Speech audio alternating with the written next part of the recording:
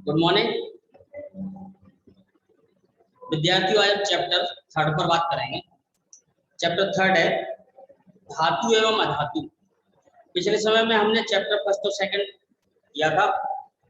आज चैप्टर 3 पर बात करते हैं मेटल एंड नॉन मेटल, धातु एवं अधातु।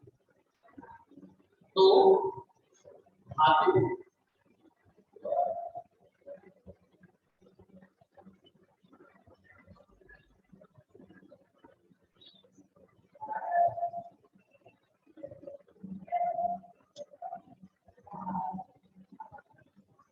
हम अपने दैनिक जीवन में कई धातु और अधातु तत्वों का वस्तुओं का दैनिक जीवन में लगातार प्रयोग करते हैं, धातुओं और अधातुओं का। तो धातुओं और अधातुओं में धातु इनके भौतिक गुणों पर बात करते हैं। पहले भौतिक गुण।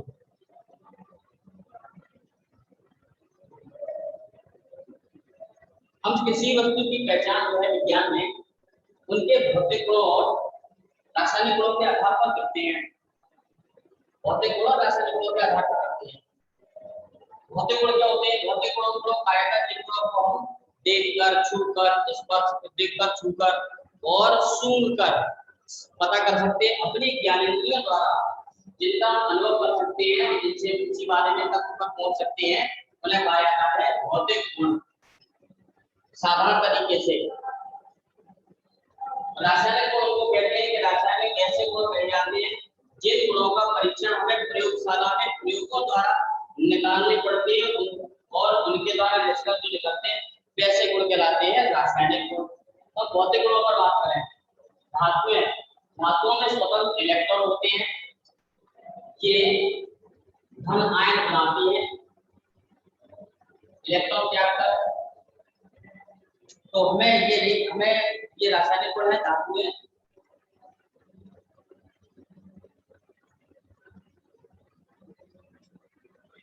अब भौतिक गुणों में सबसे पहला गुण है ठोस अवस्था। धातुएं प्रायः ठोस अवस्था में पाई जाती हैं।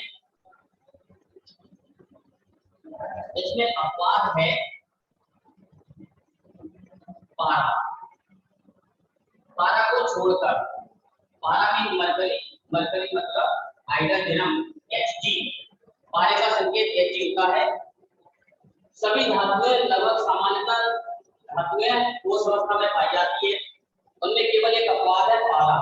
पारा क्या है? पारा एक ऐसी धातु है जो ठोस, द्रव, गैस और तीन अवस्था में पाया जाता है।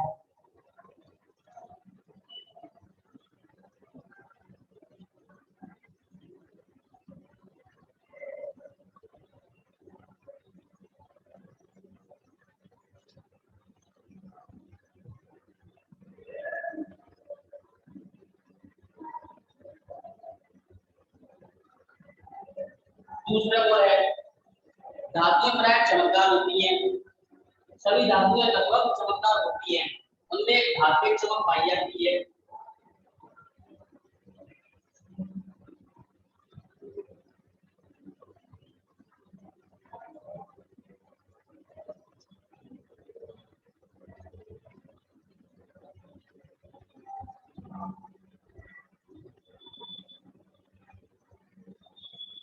धातुओं में एक तीसरा गुण का आघात वर्धनीयता, अर्थात धातुओं को पीट कर उनकी चादरें बनाई जा सकती है।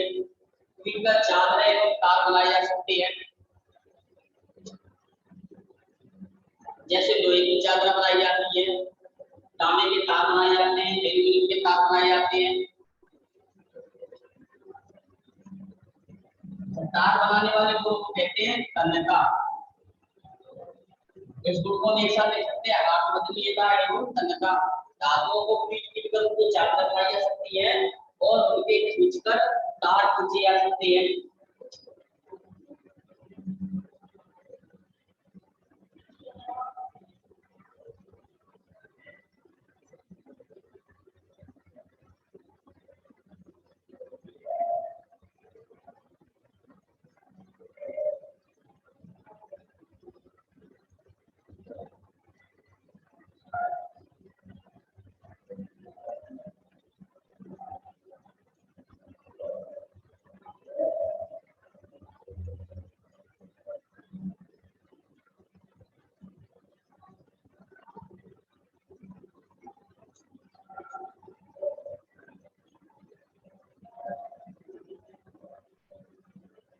कई धातुओं के वाद्य यंत्र बने होते हैं।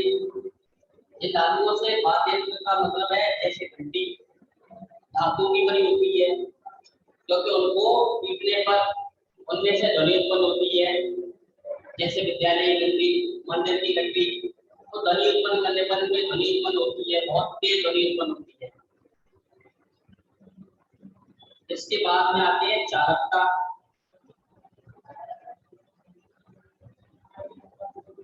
धातुएं ऊष्मा और विद्युत की चालक होती है। जिनमें से ऊष्मा विद्युत की धातु अधिकतर ऊष्मा विद्युत की धातुएं चालक होती है।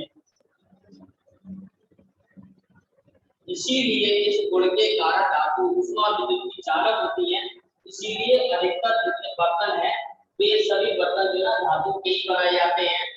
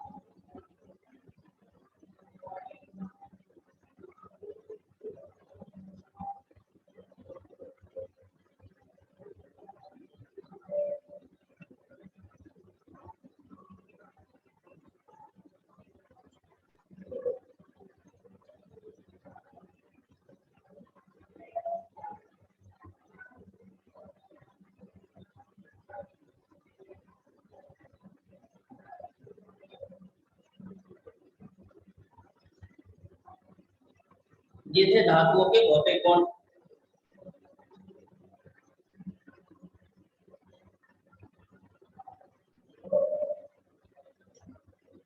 अब एक धातु पर बात करें, सोडियम।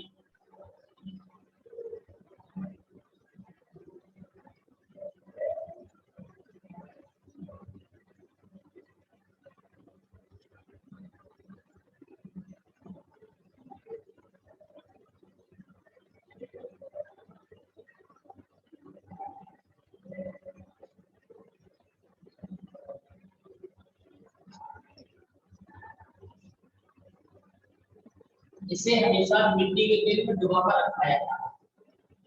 मिट्टी के तेल में डुबाकर इसलिए रखते हैं, मिट्टी का तेल या फिर हम सादा भाषा में कहते हैं केरोसिन में डुबोकर रखा जाता है। मिट्टी का तेल या केरोसिन में डुबोकर रखते हैं। क्यों? क्योंकि इसे मिट्टी के तेल में इसलिए डुबाकर रखा जाता है क्योंकि यह अत्यंत क्रियाशील धातु है। ये वातावरण की नमी और ऑक्सीजन के साथ आसानी से क्रिया करके एक विस्फोटक पदार्थ बनाती है, जिसके कारण से विस्फोट न हो, इसलिए सोडियम धातु को मिट्टी के तेल में डुबोकर रखा जाता है।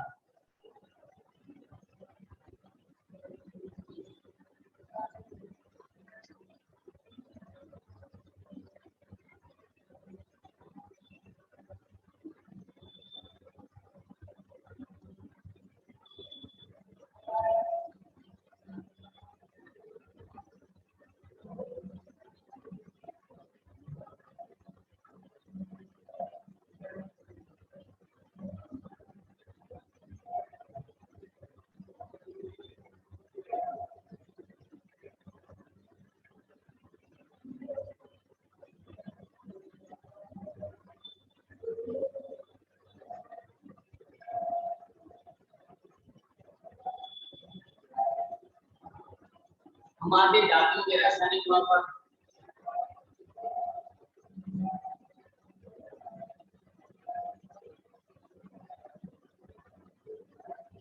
धातुएं ऑक्सीजन के साथ क्रिया करके ऑक्साइड बनाती हैं।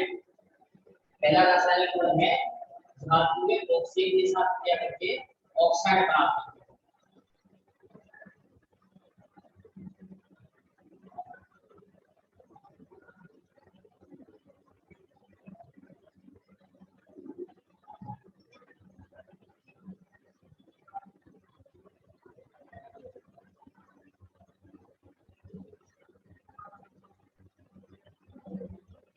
या फिर हम ऐसे ऐसे कह सकते हैं कि धातु को जलाने पर धात्विक ऑक्साइड बनता है। इसे हम लिख सकते हैं मेटल प्लस ऑक्सीजन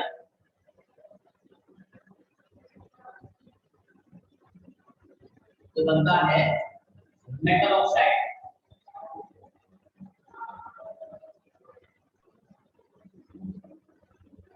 जैसे जैसे कॉपर को ऑक्सीजन के साथ, कॉपर मीन तांबा, तांबे की ऑक्सीजन के साथ क्रिया कराते हैं तो कॉपर ऑक्साइड बनता है।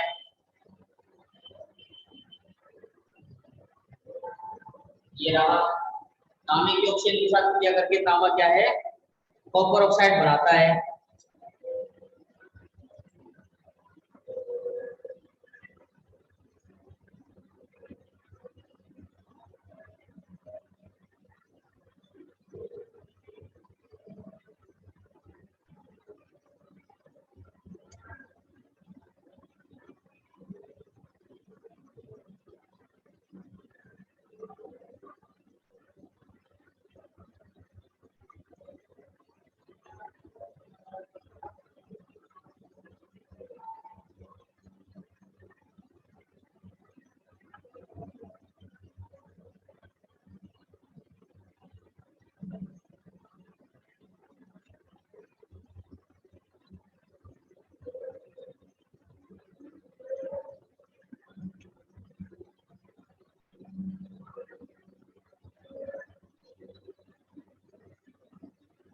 दूसरा है धातु पानी के साथ क्रिया करके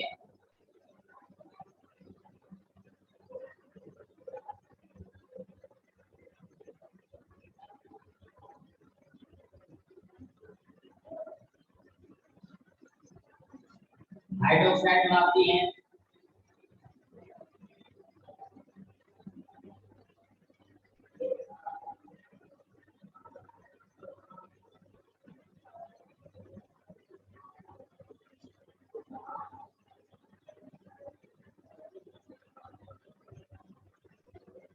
जैसे सोडियम ऑक्साइड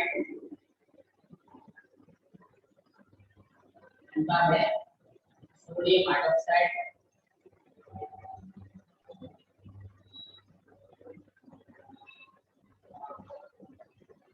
यहाँ पर धातुएं ही धातुओं के ऑक्साइड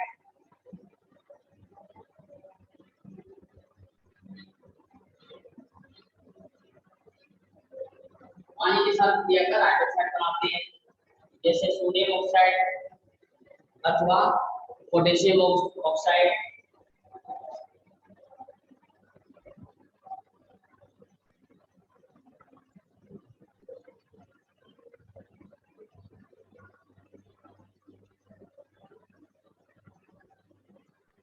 पोटेशियम हाइड्रोक्साइड बनाता है।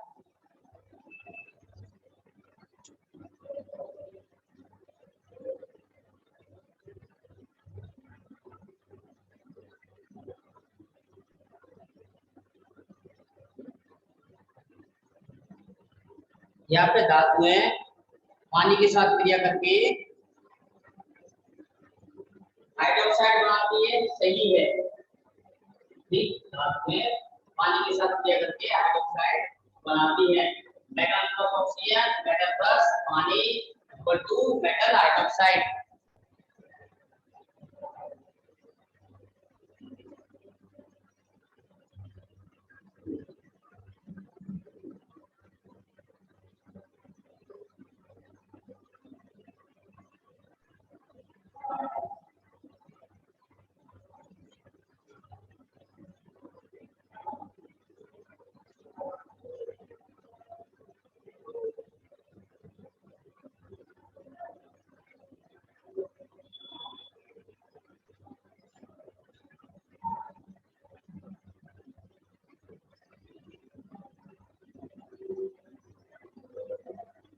Metal plus water, metal hydroxide.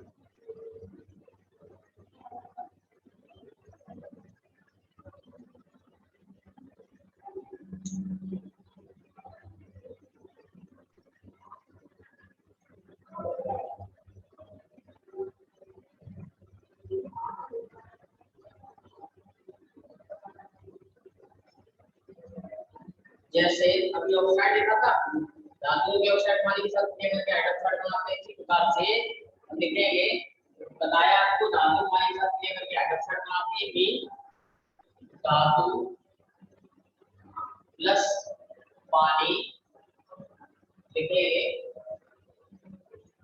धातु और hydroxide.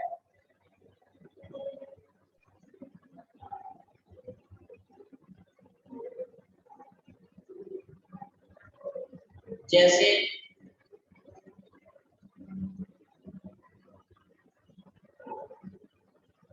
Na plus H2O equal to 2Na2H, sodium hydroxide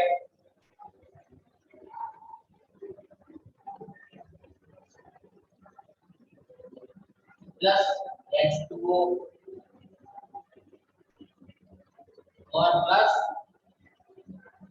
heat energy, साथ ही साथ ऊष्मा भी उत्पन्न होती है, या फिर हम लिख सकते हैं ऊष्मा। धातु पानी के साथ क्रिया करके हाइड्रोक्साइड बनाती है, साथ ही साथ ऊष्मा उत्सर्जित होती है।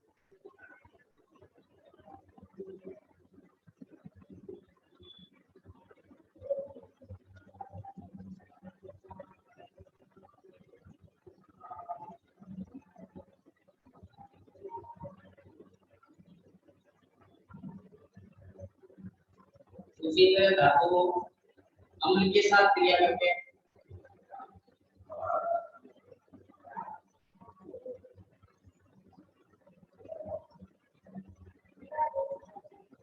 अम्ल के साथ क्रिया करके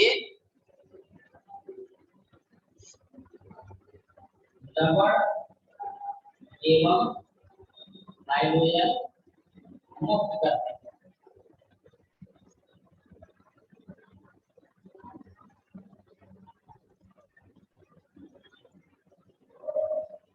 जैसे धातु में हम लेते हैं सोडियम हाइड्रोक्लोरिक एसिड, बनता क्या है NaCl प्लस H2, यहाँ पर लिखेंगे HCl।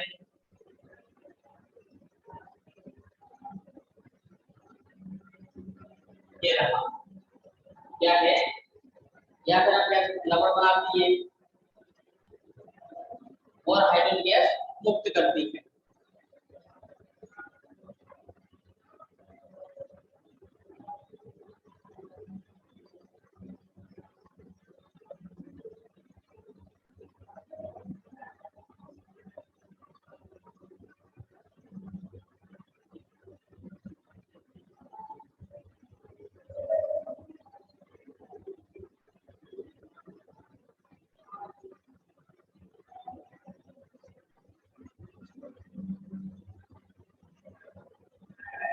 और धातु में कम क्रियाशील धातुओं के यौगिकों, धातु में कम क्रियाशील धातुओं के यौगिकों के साथ क्रिया करके कम क्रियाशील धातुओं को अलग कर स्वयं नए यौगिक बनाती हैं।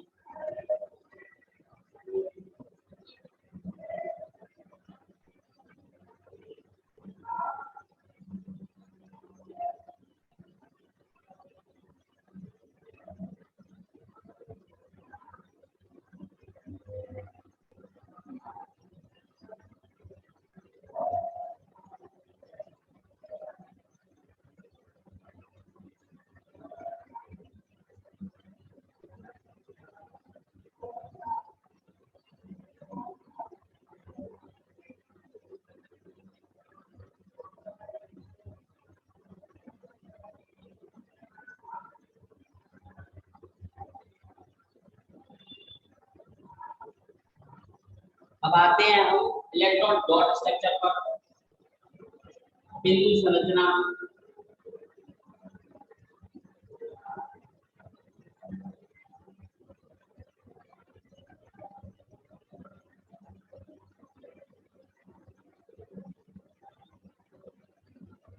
इलेक्ट्रॉन बिंदु संरचना, जैसे सोडियम सोडियम का परमाणु क्रमांक होता है कितना 11, इलेक्ट्रॉनिक गैस का हुआ 2 8 और 1।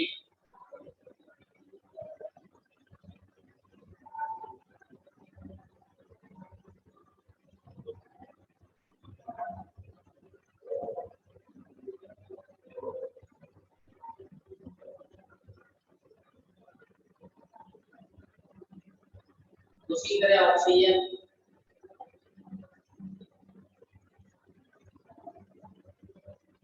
का परमाणु क्रमांक होता है 6,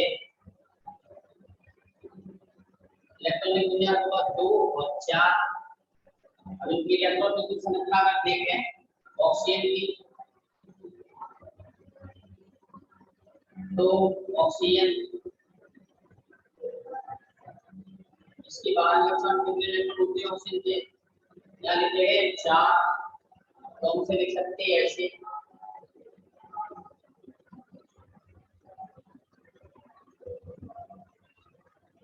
सोडियम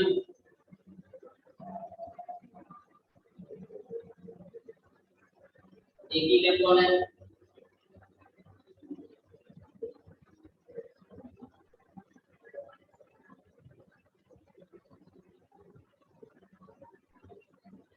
सल्फर 16 इलेक्ट्रॉन, 16 परमाणु क्रमांक है सल्फर का।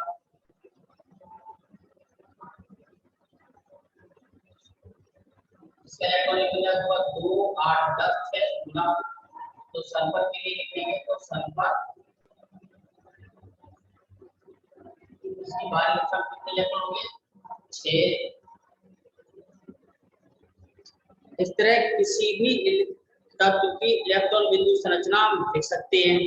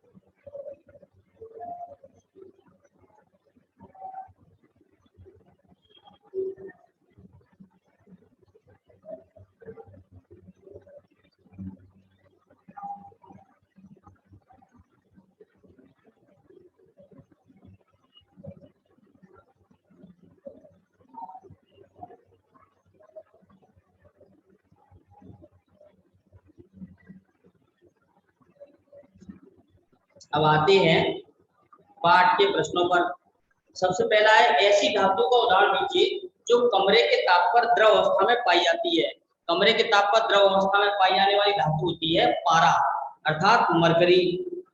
चाकू से आसानी से काटा जा सकता है। सबसे मुलायम और सॉफ्ट धातु होती है वो होती है सोडियम, लिथियम, पोटेशियम।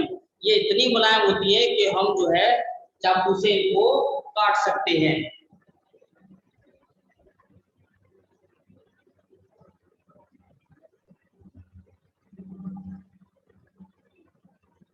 फिर ऊष्मा की सबसे अच्छी चालक धातु, ऊष्मा की सबसे अच्छी चालक धातु होती है एल्यूमिनियम और तांबा।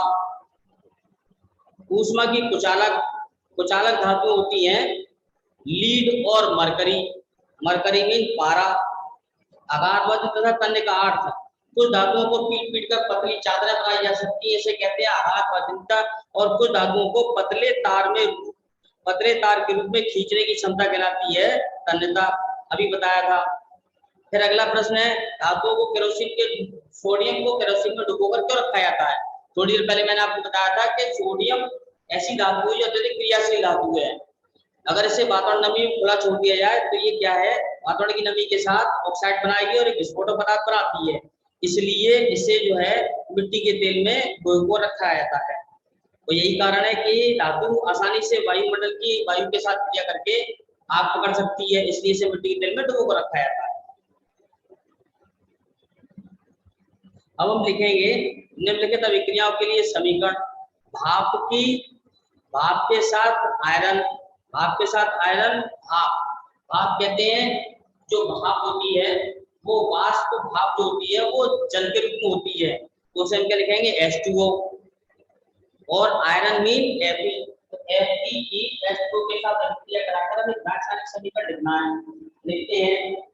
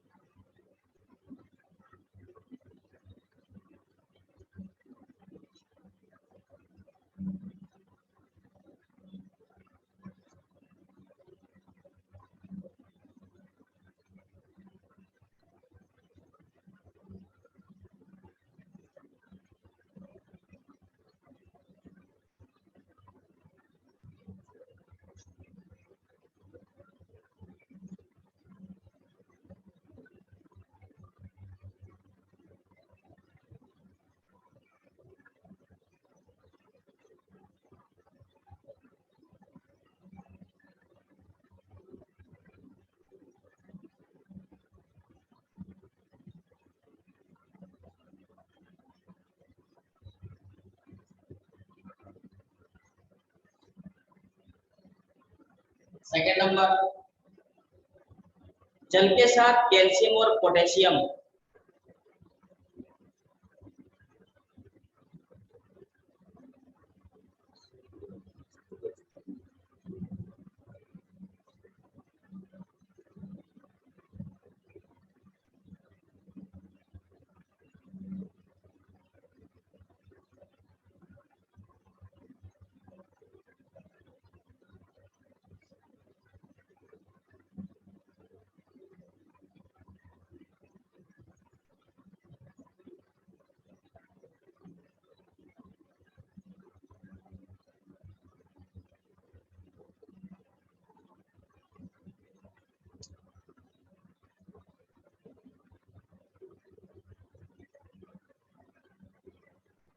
अगला प्रश्न है क्वेश्चन नंबर 2, आयनिक यौगिकों के गलनांक उच्च क्यों होते हैं?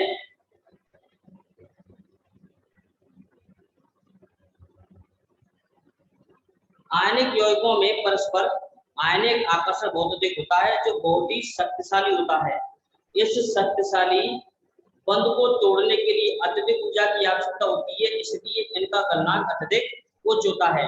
आयनिक यौगिकों का गलनांक अत्यधिक उच्च होता है। इसके बाद में हम परिभाषा है खनिज, अयस्क और गैंग। तो खनिज पर बात कर लेते हैं। खनिज, अयस्क और गैंग की परिभाषा लिखनी है आपको। खनिज, अयस्क और गैंग।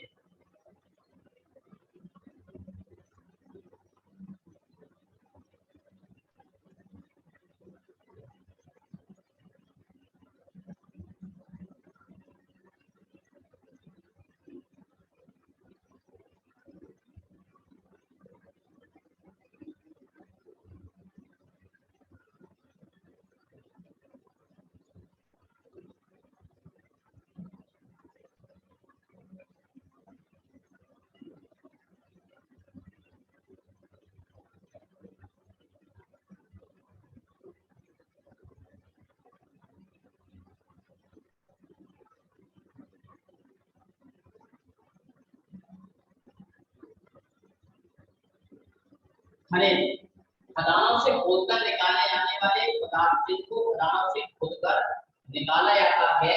खदानों से खोदकर निकाले जाने वाले पदार्थों को कहते हैं, खदानों से खोदकर निकाले वाली सारी चीजों को हम खनिज कहते हैं। खदानों से खोदकर जो चीज निकाली जाती है उनको खनिज कहा जाता है, क्योंकि वो खदानों से खोदकर निकाले जाते हैं, इसलिए उनको खनिज कहते हैं। अयस्क उनको कहते हैं जिन खनिजों से धातु निष्कर्षित की जा सकती है, उनको कहते हैं हम अयस्क, जैसे हेमेटाइट।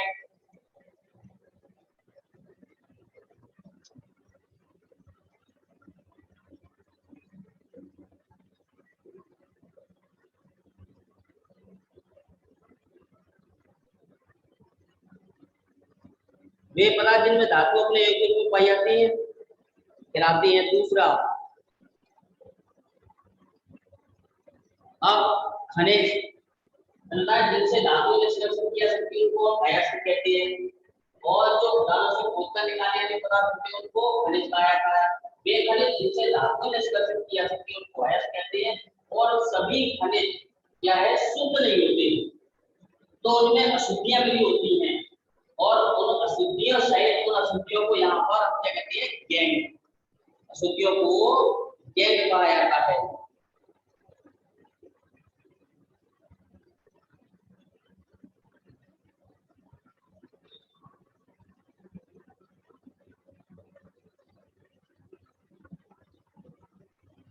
अब मुक्त अवस्था में पाई जाने वाली धातुएं, मुक्त अवस्था अथवा स्वतंत्र अवस्था,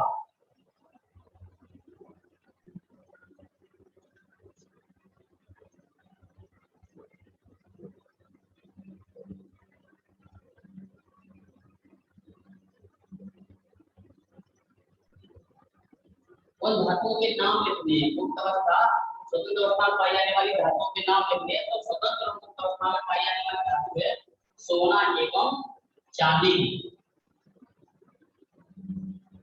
ये दोनों मुक्त या उत्कृष्ट अवस्था में पाई जाती है।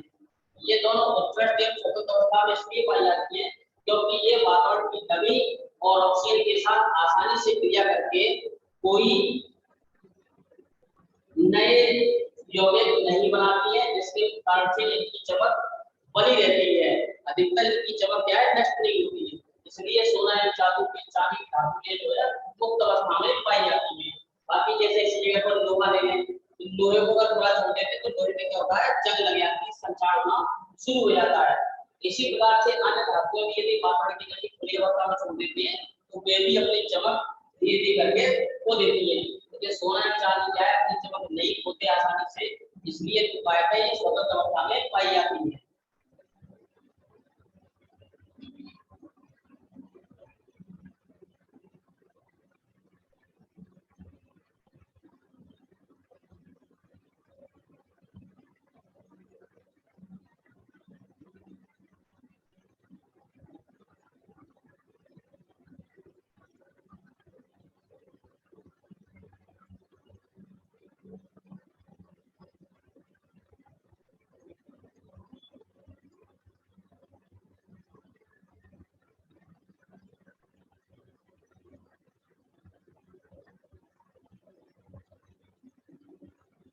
इसके बाद हम अगले प्रश्न पर आते हैं।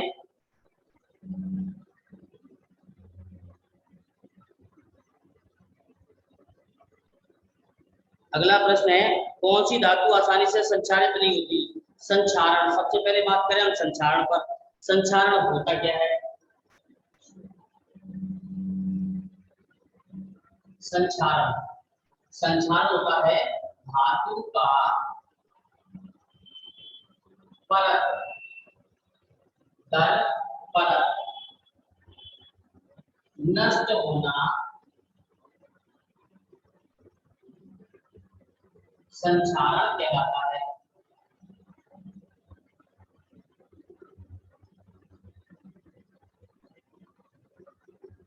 धातु का परत दर परत नष्ट होना संक्षारण कहलाता है। जैसे लोहे पर जंग लगना, एल्यूमीनियम की बर्तनों पर उनकी चमक खो देना, तांबे के बर्तनों पर उनकी परत पीली या हरे कलर की पड़ जाना। तो ये प्रकार से धातु धीरे धीरे नष्ट होती चली जाती है। जैसे लोहे पर जंग लगती है तो लोहा धातु धीरे धीरे जंग लगती क्या है, वो नष्ट होना शुरू हो जाता है। उसे कहते हैं संक्षारित होना। उसी प्रकार से एल्यूमीनियम और कॉपर ये भी परत दर परत धीरे धीरे नष्ट होना प्रारंभ कर देंगे, जैसे कहते हैं संक्षारण। और संक्षारण से फिर बचाव हमें अभी पढ़ने नहीं है। हम नेक्स्ट क्वेश्चन पर आते हैं। कौन सी धातु आसानी से संचारित नहीं होती? सोना, प्लेटिनम और चांदी। सोना और चांदी आसानी से संचारित नहीं होती। उसी प्रकार से प्लेटिनम धातु भी आसानी से संचारित नहीं होती। इसी प्रकार से संक्षारण से बचाने के लिए उपाय है कि धातुओं को संक्षारण से किस प्रकार से बचाया जाए। इसके उपाय है, नंबर 1 पॉलिश करके,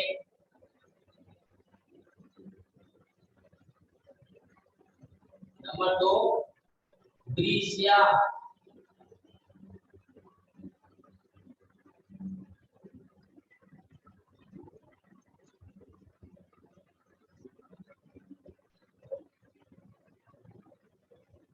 विद्युत विलेपन से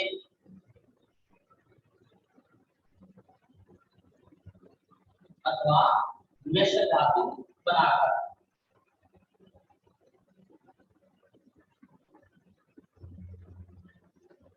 धातु को संक्षारण से बचाने के लिए उन पर किसी अन्य की पॉलिश कर देते हैं, तो पॉलिश करके धातु को अधिक समय तक सुरक्षित रखा जा सकता है और उनको संक्षारण से बचाया जा सकता है।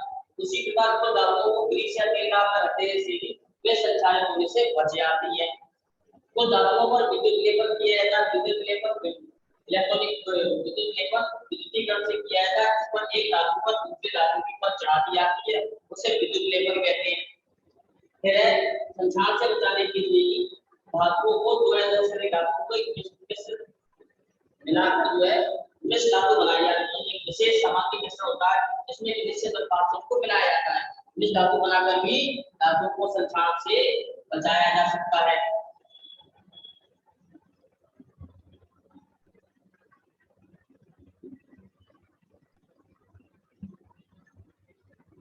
अब जैसे हमारा प्रश्न है मिश्र धातु क्या होते हैं? दो या दो से अधिक धातुओं के समांगी मिश्रण को हम मिश्र धातु कहते हैं।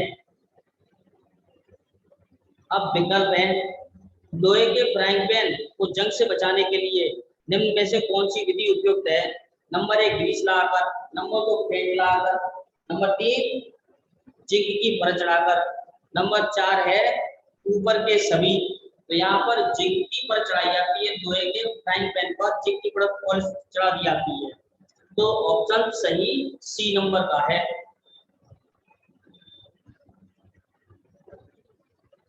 कोई धातु ऑक्सीजन के साथ क्रिया कर उच्च गलनांक और यौगिक निर्मित करती है, वह यौगिक जल में विलेय है। तो यह तत्व क्या हो सकता है? कैल्शियम, कार्बन, सिलिकॉन या फिर लोहा।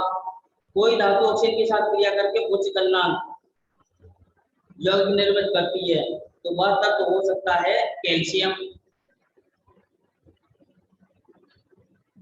और इस पाठ पर फिर से आज के लिए इतना काफी है। इस पाठ पर फिर से बात करेंगे। आज की क्लास यहीं समाप्त करते हैं। Goodbye, thank you.